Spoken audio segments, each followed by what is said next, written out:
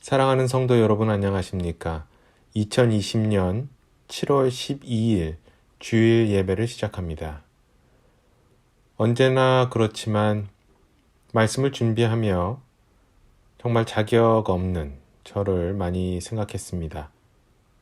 제가 어떤 자격이 있어서 말씀을 전하는 것이 아니고 그렇지 않기에 성도 여러분께 주님을 믿고 같이 나아가자고 말씀을 전합니다.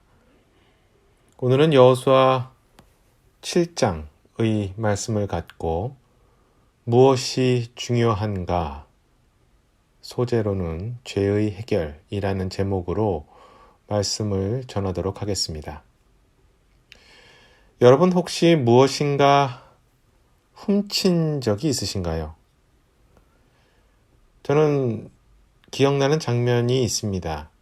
제가 그 집에 살고 있었으니 아마도 6, 7살 정도 되지 않았나 싶습니다. 저희 동네에 구멍가게가 하나 있었습니다. 저희 집에서 대각선으로 한 30m 정도 떨어져 있었던 곳입니다.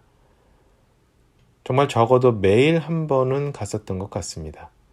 들어가면 과자하고 껌하고 이런 것들이 앞에 진열되어 있고 야채, 과일들도 팔았던 것 같습니다. 어느 날도 똑같이 아마도 심부름을 갔었는지 잘 기억나지 않습니다만 그 가게에 들어갔습니다. 들어가서 아줌마, 아줌마 하고 소리를 질러 불렀습니다. 대답이 없더라고요. 또 크게 불렀습니다. 아줌마 하고 말이죠. 또 대답이 없었습니다. 이번에는 제 눈에 들어온 먹고 싶었던 작은 사탕 봉지였던 것 같습니다. 그런 과자 봉지 같은 것이 눈에 들어왔습니다. 그리고 아줌마, 아줌마 하고 다시 불렀습니다. 저는 그때 무슨 생각인지 그 사탕 주머니를 얼른 주머니에 넣고 뒤돌아서 달리기 시작했습니다. 너무 무서워 뒤도 돌아보지도 않고 정말 냅다 달렸습니다. 왜 그 장면이 마치 3인칭 시점으로 기억되는지 모르겠습니다. 뒤도 돌아보지 않고 달리는 제 모습이 기억나는 것 같습니다. 아마도 집 뒤던가 아니면 방에 숨어서 그것을 먹었겠죠. 이 모든 과정을 아무도 보지 못했습니다. 어머니도 모르고 가게 주인도 모르고 지금까지 아무도 모르는 완전 범죄였죠. 이제야 40년이 넘게 지나서 공소시효가 완전히 끝난 지금 여러분께 처음 말씀드립니다. 이 생각이 왜 갑자기 났는지 모르겠습니다. 그때의 그 묘한 기분이 지금도 기억 속에 있습니다. 여호수아 6장은 그 유명한 여리고성의 정복이 나와 있습니다. 구약에서도 손에 꼽히는 기적의 일 중 하나로 기억되는 여리고성의 정복은 전능하시고 전쟁의 주인이신 하나님을 보여줍니다. 진정 믿음 안에 있을 때 주님이 먼저 일해주시는 것을 우리는 그저 바라보며 우리가 해야 할 최소한의 의무를 하며 어떤 일이 성취되는 것을 봅니다. 그 후에 바로 7장은 아이에서의 패배가 이어집니다. 2절을 보면 여호수아가 여리고에서 베델 동쪽 편에 있는 베다웬 옆의 아이로 사람들을 보내어 정탐을 하게 합니다. 마치 여리고 때 행한 것 같이 그렇게 하지요. 아이를 엿보고 온 사람들이 여호수아에게 말합니다. 3절입니다. 여호수아에게 돌아와 그에게 이르되 온 백성을 올라가게 하지 마시고 2-3천 명만 올라가 아이를 치게 하소서. 그들이 적으니 온 백성으로 하여금 거기서 수고하게 하지 마소서 하므로. 아멘. 아이 안에 살고 있는 사람의 수가 적으니 많은 사람도 필요 없을 것 같다. 그렇게 보고를 합니다. 한 2-3천 명이면 충분하다고 이야기를 하죠. 그런데 이게 웬일입니까? 5절을 보면 그 첫 시도가 실패하고 그렇게 패하고 맙니다. 5절을 또 제가 읽겠습니다. 아이 사람들이 그들 중에서 36명쯤을 치고 성문 앞에서부터 스바림까지 쫓아와 내려가는 비탈에서 그들을 치므로 백성의 마음이 녹아서 물같이 되니라. 여호수아는 그 패배의 이유를 알지 못합니다. 도대체 왜 자신들이 졌는지 알지를 못합니다. 영문을 모르던 여호수아는 하나님께 울부짖습니다. 6절에서 9절을 제가 읽도록 하겠습니다. 여호수아가 자기 옷을 찢고 이스라엘의 장로들과 함께 주의 궤 앞에서 땅에 얼굴을 대고 엎드리며 머리에 흙을 끼얹고 저녁 때까지 있다가 여호수아가 이르되 슬프나이다. 오 주 하나님이여 어찌하여 주께서 이 백성을 데려다가 요르단을 건너게 하시고 우리를 아모리 족속의 손에 넘겨주사 멸망시키려 하셨나이까. 우리가 요르단 저편에서 만족하고 거기 거하였더라면 좋을 뻔하였나이다. 오 주여 이스라엘이 자기 원수들 앞에서 자기 등을 돌렸으니 내가 무슨 말을 하오리이까. 가나안 족속과 그 땅의 모든 거주민이 그것을 듣고는 우리를 둘러싸고 우리의 이름을 땅에서 끊으리니 주께서는 주의 크신 이름을 위해 어찌하려 하시나이까 하니라. 여호수아는 6절에서 정말 넋이 나간 듯이 옷을 찢고 땅에 얼굴을 대고 엎드려 흙을 머리에 끼얹고 주님께 울부짖었죠. 주님 왜 이렇게 우리를 데려다가 요르단강을 굳이 건너게 하시고 건너라 해서 건넜더니 아모리 족속에게 우리를 지게 하셨냐 하고 말합니다. 그래서 우리를 이렇게 멸망하려 하시는 것입니까? 그렇게 또한 묻습니다. 도대체 이해가 되지 않는다고 말을 하고 있는 것이죠. 그리고 계속 이야기를 합니다.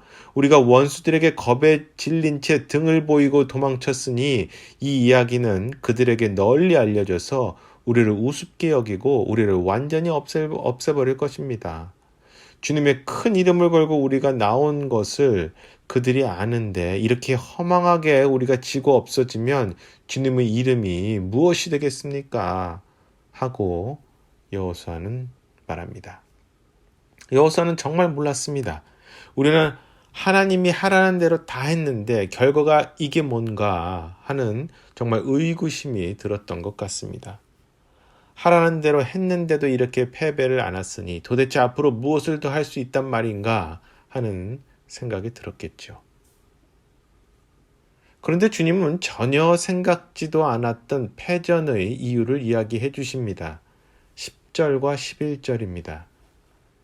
주께서 여호수아에게 이르시되 너는 일어나라 어찌하여 이같이 얼굴을 대고 엎드렸느냐. 이스라엘이 죄를 짓고 또 그들이 내가 그들에게 명령한 내 언약을 어겼나니 그들이 저주받은 물건 중에서 취하여 도둑질하고 또 숨기고 그것을 자기들의 물건 가운데 두었느니라. 여호수아는 정말 황당하였을 것입니다. 그렇게 하나님의 말씀을 따랐기에 정말 믿음대로 행한 것에 대한 자신이 있었던 여호수아에게 이스라엘이 죄를 짓고 하나님과의 언약을 어겼으며 저주받은 물건을 취하고 도둑질하고 숨기고 그것을 자기들의 물건 가운데 버젓이 두었다는 이야기를 들은 것입니다. 여호수아는 얼마나 분하고 억울하고 또 힘이 빠졌겠습니까? 하지만 하나님께서는 그래도 이 상황을 치유할 방법을, 해결할 방법을 말씀하십니다. 12절입니다. 그러므로 이스라엘 자손이 저주를 받아 자기 원수들 앞에 서지 못하고 자기 원수들 앞에서 자기 등을 돌렸나니 너희가 그 저주받은 것을 너희 가운데에서 멸하지 아니하면 내가 다시는 너희와 함께하지 아니하리라. 이 말씀을 바꾸어 이야기하면 그 저주받은 것을 멸한다면 하나님께서 다시 이스라엘과 함께 하실 수 있다는 것입니다. 그리고 계속 말씀하십니다. 백성을 거룩히 구별하고 각 지파대로 나오게 하고 주가 뽑는 지파 가운데서 가족들대로 나오게 하고, 또 주가 뽑을 가족은 집안대로 또 나오게 하고, 주가 뽑을 집안 안에서 남자끼리 모두 나오게 하고, 저주받은 물건을 가지고 있다가 뽑힌 자, 즉 그 저주받은 물건을 소유하고 있었던 자를 불로 태우고 그와 그의 모든 소유를 또 그렇게 하라고 말씀을 하십니다. 다음날 아침 여호수아는 주님이 시킨 대로 행합니다. 그렇게 하여서 유다 지파가 뽑혔고, 유다의 가족 중에서 세라의 족속의 가족이 뽑혔으며, 세라의 가족 중 남자끼리 나오게 하였더니 그중 삽디가 뽑혔고, 그의 집안을 남자끼리 또 나오게 하였더니 유다 지파에 속한 세라의 증손이고 삽디의 손자이고 갈미의 아들인 아간이 뽑히게 됩니다. 이렇게 자신에게로 차근차근 좁혀올 때 아간의 마음은 어떠했을까요? 정말 두렵고 무서워서 속으로 벌벌 떨지 않았을까 합니다. 설마 나를 알까? 이렇게 깊이 숨겨놨는데 나를 알까?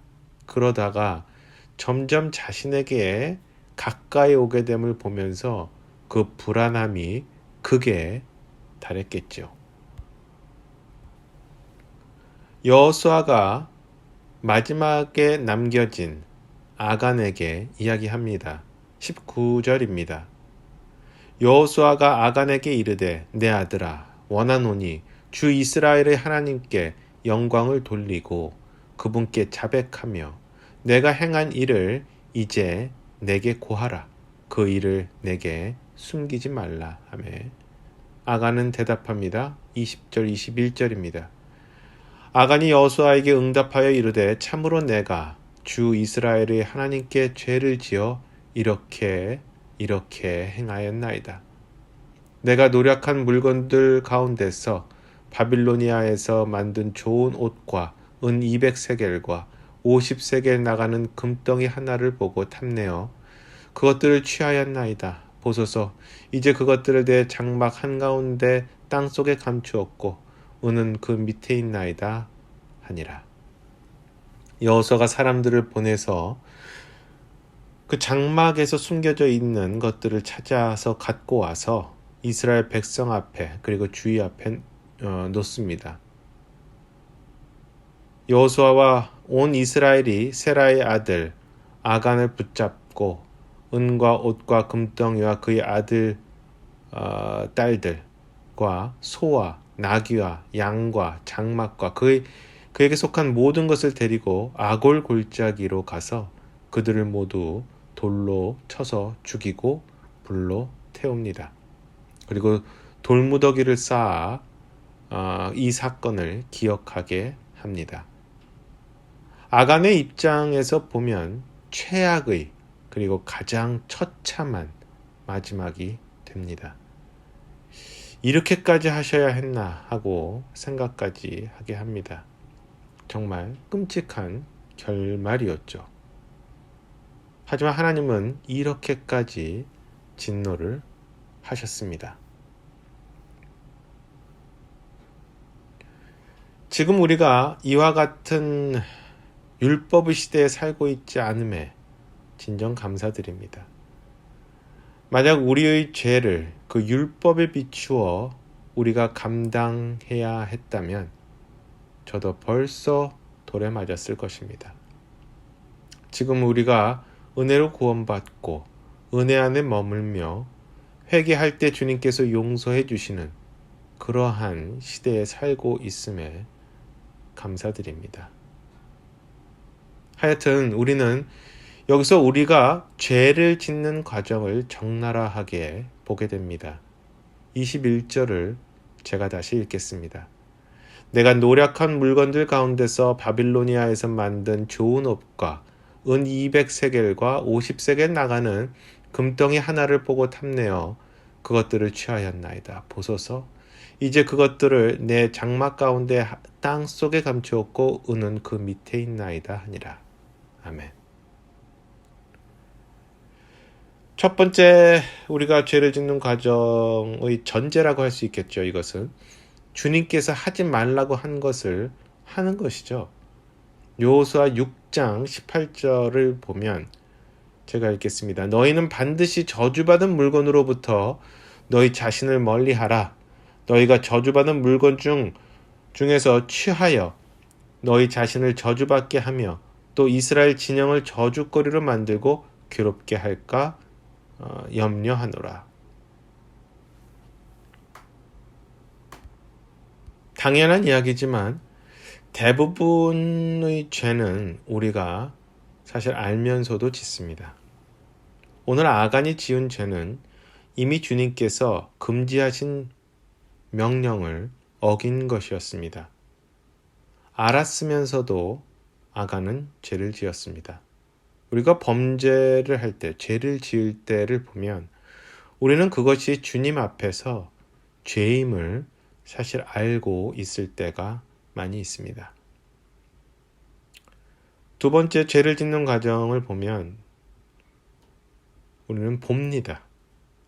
내가 노력한 물건들 가운데서 바빌로니아에서 만든 좋은 옷과 은 200세겔과 50세겔 나가는 금덩이 하나를 보고 라고 이야기합니다. 세 번째로 그 본 것을 탐합니다. 계속 나오죠? 금덩이 하나를 보고 탐내요. 네 번째로 보고 탐낸 것을 취합니다. 탐내어 그것들을 취하였나이다 하고 이어서 말씀은 이야기하고 있습니다. 다섯 번째로 보고 탐을 내어 취한 것을 감춥니다. 보소서 이제 그것들을 내 장막 한가운데 땅속에 감추었고 은은 그 밑에 있나이다. 즉 죄를 범하는 과정은 거의 항상 같습니다. 꼭 물건을 훔치는 것뿐만이 아니라 그 밖의 죄들도 거의 동일한 과정으로 죄를 짓게 됨을 보게 됩니다. 보고 탐을 내고 취하고 그것을 감춥니다. 심지어는 마음속으로 짓는 죄도 거의 같은 과정을 거침을 볼 수 있습니다. 여러분이 짓게 되는 혹은 지었던 그 죄가 있다면 생각해 보시기 바랍니다. 아간은 그렇게 우리와 같이 죄를 지었습니다. 그런데요, 우리는 분명히 여기서 알아야 할 것이 있습니다.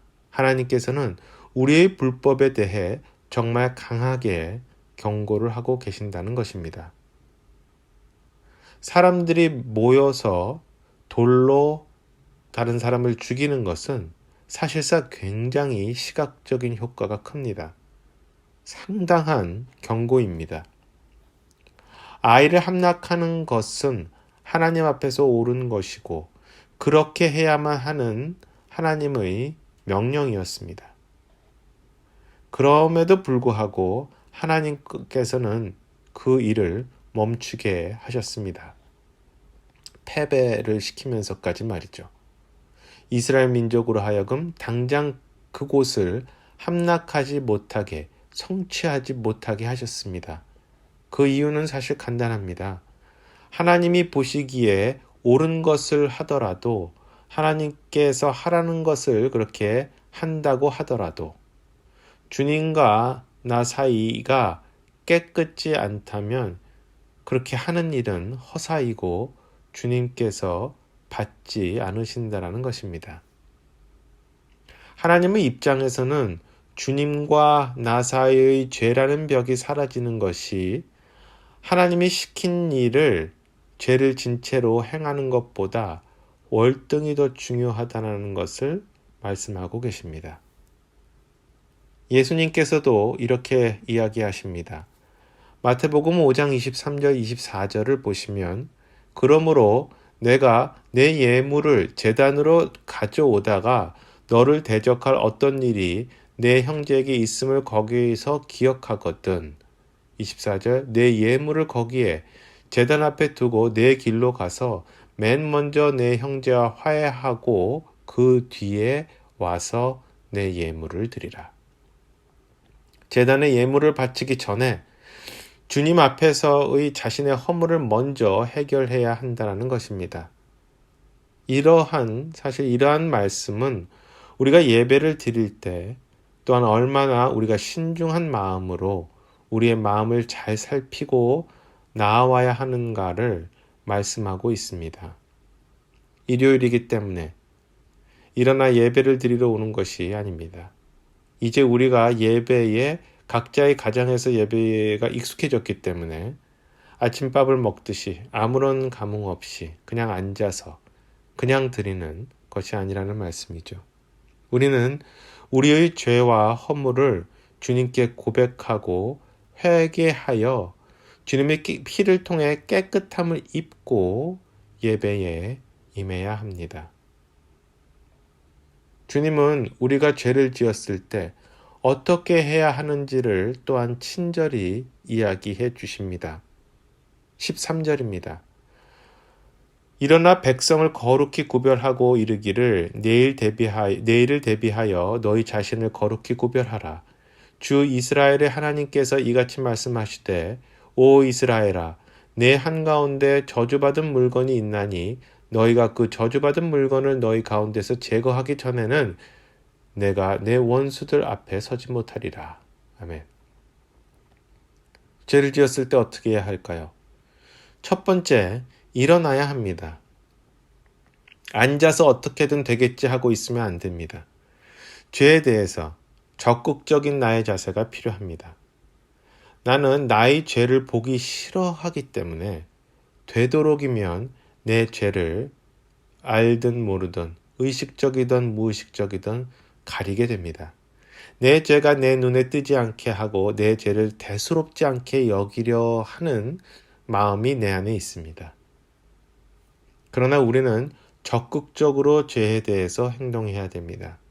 죄에 대해서는 우리가 억지로 우리 죄를 덮으려 하는 그 죄성과 본성에서 일어나 나와 죄를 대면해야 합니다. 여호수아가 한 일을 보면 주님께 묻습니다. 그리고 주님은 어떤 죄가 있었는지를 대답해 주십니다. 주님께 올바른 마음으로 물으면 주님은 우리에게 우리의 불법을 보여주시고 불법에 대해 말씀해 주십니다. 두 번째, 거룩히 구별해야 합니다. 죄를 지은 내 죄성에서 떨어져서 거룩하게 구별된 마음으로 죄성을 갖고 있는 나를 바라볼 필요가 있습니다. 난 죄를 지은 내 자신을 너무 잘 이해하고 그렇게 할 수밖에 없었던 나를 그대로 덮고 싶어 합니다. 그러나 구원받은 사람 안에 거하시는 성령님은 내면에서 주님의 마음을 우리에게 말씀해 주십니다. 주님이 우리에게 원하시는 것이 무엇인지를 말씀해 주십니다. 내가 어떻게 행하길 바라시는지를 말씀해 주십니다. 우리는 이렇게 성령님의 말씀하시는 것을 거룩히 그렇게 떼어내어 구별하여 나를 그 거룩함 속에 떼어서 그 안에 머물게 하며 범죄한 나를 보아야 합니다. 그리고 죄성과 그를 통한 나의 죄를 그렇게 구별하여 보아야 합니다. 셋째, 내일을 대비해야 합니다. 죄에 대한 구별은 내일에 대한 대비입니다. 이러한 죄의 제거는 내 믿음의 한 발짝 내딛는 내일을 위한 어떤 중요한 한 걸음이 됩니다. 그 이유는 내일이라도 당장 오실 수 있는 주님이시기에 그런 것도 있지만 내일은 오늘보다 나은 주님과의 관계 회복을 기대하기 때문에 그렇기도 합니다. 사람의 믿음은 좋을 때도 있고 또 미끄러져서 뒤로 후퇴할 때도 있습니다. 죄를 회개하고 하지만 보다 나은 내일을 준비하는 것은 언제나 그리스도인으로서 중요한 일입니다. 넷째, 불법을 제거해야 됩니다. 주님과의 관계 회복은 불법이 제거되었을 때 일어날 수 있습니다. 어떻게 불법이 제거될 수 있습니까? 바로 예수 그리스도의 피를 의지하여 우리가 죄를 회개했을 때 일어납니다. 죄가 제거됩니다. 죄를 보여주시는, 즉 이스라엘에서 아간을 제거했듯이 죄를 덮지 마시고 주님 앞에 가지고 나와야 합니다. 여호수아가 그렇게 가지고 나오라고 이야기했던 것처럼 말이죠.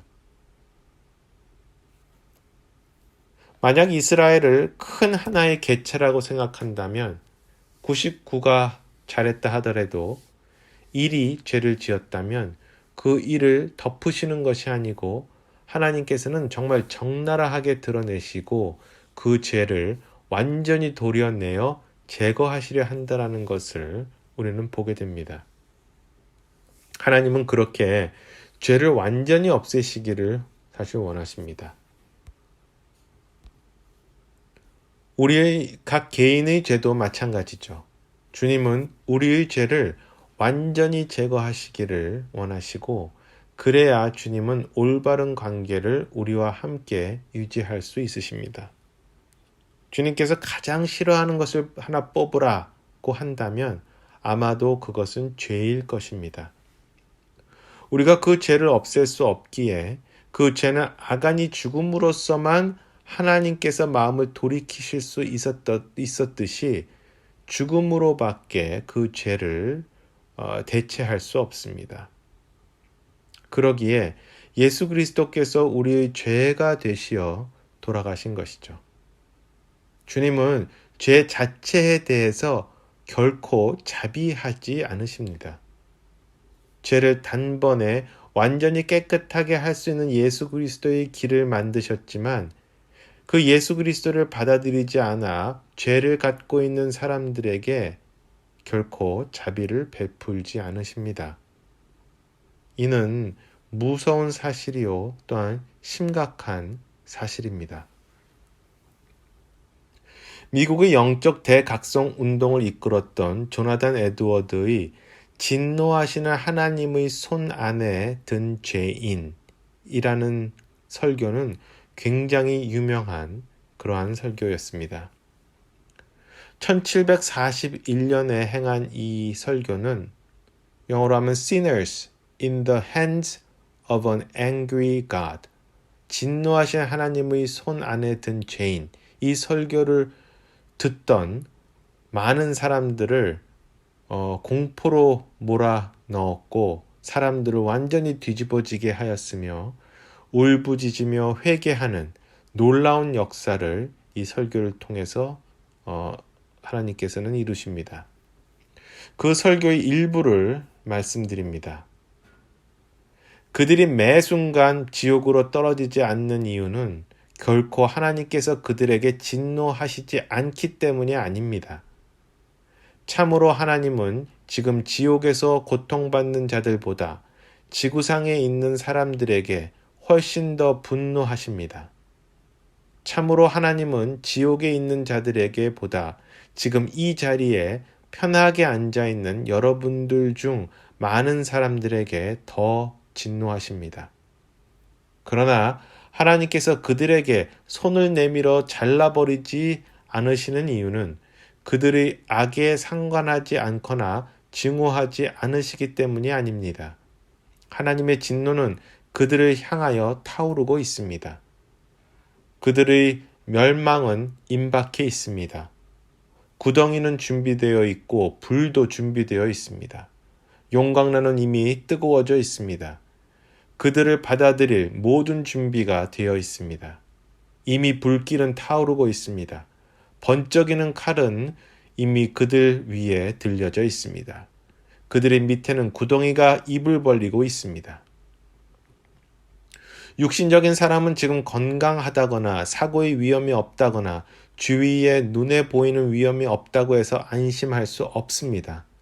역사상 반복된 경험은 그러한 것들이 결코 그 사람이 현재 영혼의 벼랑 끝에 서 있거나 바로 다음 발걸음은 내세로 내딛는 것이 되지 않는다라는 그 보장이 될 수 없다는 것을 보여줍니다. 인간이 눈에 보이는 아무런 징조도 없고 상상도 하지 않았던 방법으로 갑자기 세상을 떠나는 길은 무수히 많습니다. 거듭나지 않은 자는 지옥의 구덩이를 덮고 있는 썩은 껍질 위를 걷고 있는 것입니다. 이 껍질의 표면은 너무도 약해서 그들의 체중을 지탱시켜주지 못하는 곳이 셀 수 없이 많이 있습니다. 그리고 그곳은 눈에 보이지도 않습니다. 죽음의 화살은 한낮에는 보이지 않으면서 날아갑니다. 아무리 예리한 눈이라도 그것을 알아차리지 못합니다. 하나님은 사악한 자를 이 세상에서 취하여 지옥에 던져넣는 방법을 수없이 많이 가지고 계시기 때문에 그것들을 전부 다 눈에 보이게 할 수는 없습니다. 죄인이 이 세상을 떠나는 모든 방법은 하나님의 손 안에 있고 전적으로 하나님의 능력과 결정에 달려있기 때문에 모든 것은 하나님의 뜻에 달려 있습니다.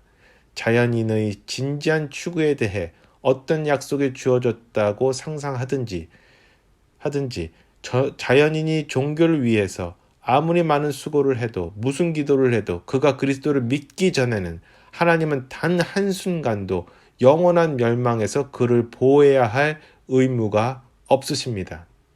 그러므로 자연인은 지옥의 구덩이 위에 들려져 있습니다. 그들은 불구덩이에 던져져야 마땅합니다. 그들은 이미 지옥형을 선고받았습니다. 하나님의 분노는 이미 격발되었습니다. 하나님은 지금 지옥에 있는 자들에게 대한 것만큼이나 지금 여기 계신 많은 사람들에게 진노하고 계십니다. 무서운 설교죠. 참으로 요즘에 듣기 어려운 그런 설교입니다. 성도 여러분, 우리의 믿음에 대해 참으로 좋은 것이 좋은 것이다라는 마음으로 너무 편하게 자신의 마음을 덮지 마시기 바랍니다. 구원받은 우리도 죄에 대한 심각성을 가져야 합니다. 왜냐하면 죄는 우리에게 자석처럼 달라붙기 때문입니다. 주님은 죄를 싫어하십니다. 어느 정도 싫어하시는가 하면 인간을 그렇게도 사랑하시면서도 그렇게 사랑하시지만 예수 그리스도의 보혈에 의해 죄가 제거되지 않은 사람에 대해서는 구원받지 않은 사람에 대해서는 후회 없이 지옥에 넣으실 정도로 죄를 미워하십니다. 오늘 본문에서의 아이의 정복 그리고 우리가 하는 교회에서의 봉사, 예배의 참석, 성도를 돕는 것 등등 이 모든 훌륭한 것들이 좋고 좋은 것이 선한 것이지만 그것이 주님께서 죄를 깨끗이 하시기 전에 있다면 그런 것을 한다면 주님에게는 그러한 선한 행위들이 큰 의미가 없는 것입니다. 구원받지 않은 사람은 주님의 그 무서운 진노에서 건짐을 받아야 합니다. 예수 그리스도를 통해 구원받은 사람은 지속되는 우리의 죄성을 십자가에 못 박고 또 일어나 거룩히 구별하여 주님을 향해야 합니다. 어떤 분들은 이런 이야기에서 비뚤어진 마음으로 말씀을 받습니다. 이 세상에서 털어서 먼지 안 나는 사람이 어디 있어? 죄 안 짓는 사람이 어디 있어? 하고 말이죠. 맞습니다. 이 세상에 죄 짓지 않는 사람은 없습니다. 구원을 받고 나서도 계속해서 우리는 죄를 지으려는 죄성을 갖고 있고 또 죄를 짓습니다. 그렇지만 그러기에 매일매일 우리는 십자가에 가는 삶이 필요한 것이죠.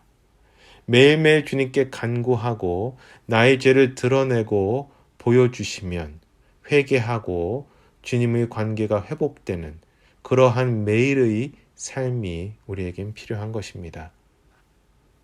구원받은 어느 분에게 물어보았습니다. 구원받기 전과 그 후가 어떻게 다르냐 하고 말이죠. 그분은 대답합니다. 구원받기 전에는 제가 죄를 향하여 항상 달려갔는데 구원받은 후에는 죄로부터 항상 도망쳐 달립니다. 하고 말이죠. 주님과 나 사이에 죄가 가로막아 충분한 교통이 이루어지지 않는 것을 저는 바라지 않습니다.